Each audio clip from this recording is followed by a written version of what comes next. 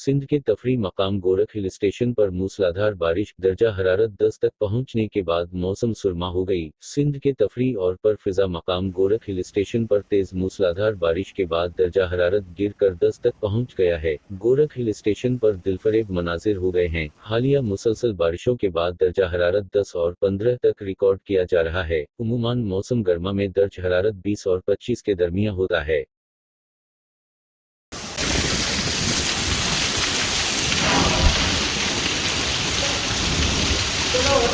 हाँ।